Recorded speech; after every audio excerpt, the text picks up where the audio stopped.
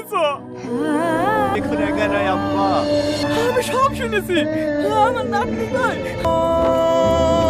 Hello viewers, আসসালামু আলাইকুম। কি অবস্থা সবার, কেমন আছেন সবাই? আশা করি সবাই অনেক বেশি ভালো আছেন। তো কোরবানি ঈদ নাটকের 3 নাম্বার পর্বটি কবে আসবে? কোরবানি ঈদ নাটকটি আপনার কাছ থেকে কেমন লেগেছে? কোরবানি ঈদ নাটকটি কেমন হওয়া উচিত ছিল? এই নাটকটির 3 নাম্বার পর্বটি কি আসবে নাকি আসবে না, তারই সকল কিছু বিস্তারিত জানতে পারবেন আজকের এই ভিডিওটিতে।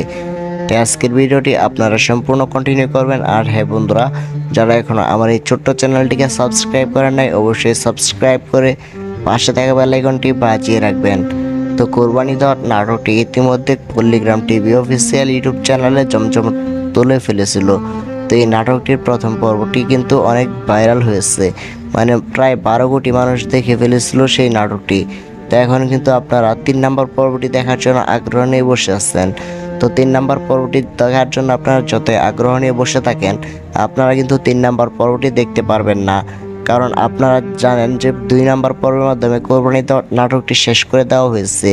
তো 3 নাম্বার পর্বটি দেখতে হলে আপনাদেরকে বেশি বেশি করে কমেন্ট করতে হবে, কোরবানি ঈদ নাটকের 3 নাম্বার পর্ব চাই।